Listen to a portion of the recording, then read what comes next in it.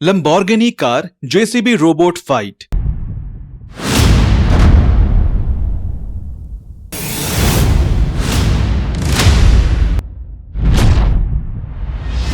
एक गांव में विशाल नाम का व्यक्ति रहता था। वो बहुत धनी होने के साथ साथ बहुत घमंडी भी था। वो अपने आप को सबसे चालाक समझता रहता था। विशाल का बेटा विकी बेकार में बिना काम काज के दर बदर फिरते रहता था और बहुत ज्यादा घमंडी भी था। विकी उसके जन्मदिन के अवसर पर अपने पिता से कहता है, डैड, मेरे जन्मदिन पर मुझे एक अच्छा गिफ्ट देना होगा।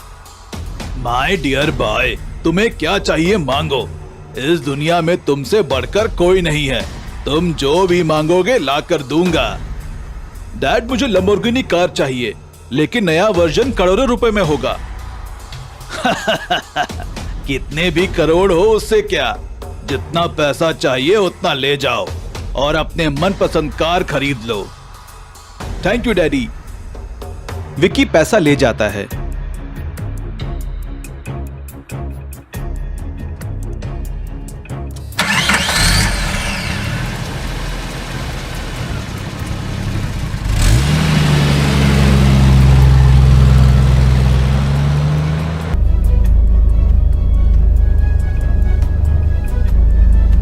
उसे देखकर विशाल आश्चर्यचकित हो जाता है। डैडी, आज से हमें कहीं भी जाना हो तो इसी में जा सकते हैं। ये पूरी दुनिया का सबसे महंगी कार है। अच्छा, बहुत अद्भुत है। इसमें आराम से बैठकर सिर्फ हमें कहां जाना है बताना होगा, फिर वह खुद ब खुद हमें ले जाएगा। हमें कुछ भी कष्ट उठाने की जरूरत नहीं है। मैं पूरे गांव में सैर करके आता हूँ। इस तरह कहकर विकी खुशी से गांव में सैर करने के लिए निकलता है। थोड़ी दूर जाने के बाद रामू नाम का व्यक्ति अपनी जेसीबी चलाते हुए आते रहता है। तुरंत विकी गुस्से से उसे कहता है, अरे ओ रामू, पता है मेरी कार करोड़ों रुपए की है। तुम्हारे बेकार के जेसीबी को रास्ते से हटाओ। विकी जी, लेकिन आपका कार आसानी से यहाँ से निकल सकता है, देखिए। अरे बेवकूफ कहीं के, मुझे ही सिखा रहे हो। तुम्हारे जेसीबी को पूरे रास्ते से हटाओ। तुमसे उम्र में बड़ा हूं, इज्जत से सोच समझ कर बात करना। लेकिन पैसे में तुम मुझसे बहुत छोटे हो, तुम्हें इज्जत चाहिए। इस तरह कहकर रिमोट दबाते ही लंबोर्गिनी कार एकदम से एक बड़े रोबोट में बदल जाती है। उसे देखकर रामू डर जाता है। अरे रोबोट, उस जेसीबी को उठाकर बाजू फेंक दो। इस तरह कहते ही रोबोट जेसीबी को उठाकर बाजू में फेंक देती है।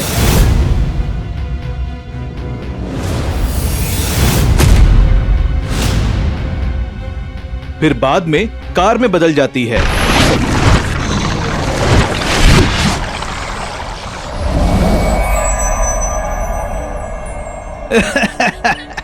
अरे रामू, देखा मेरे कार का पावर। अब तुम्हारी जेसीबी बेकार है। चलो जाओ यहाँ से। तुम जैसे को किसी न किसी दिन वो भगवान ही सबक सिखाएगा, देख लेना। क्या? भगवान मेरा कुछ नहीं कर सकता। इतना कहकर विकी अपने कार में चला जाता है।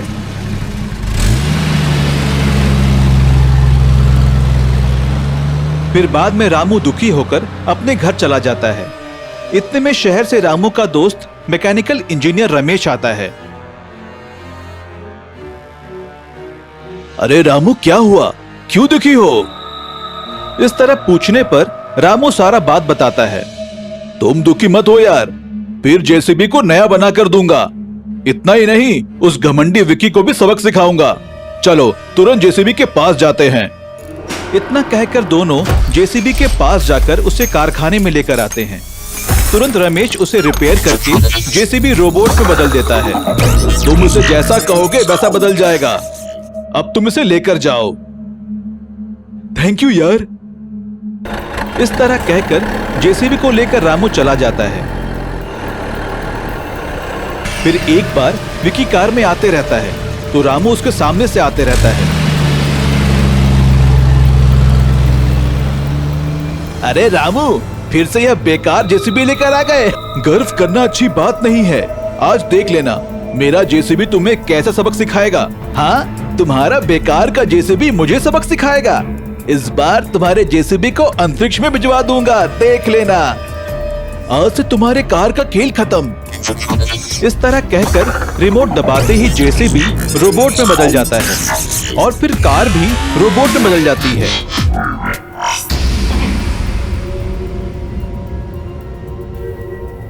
दोनों के बीच भयंकर लड़ाई होती है।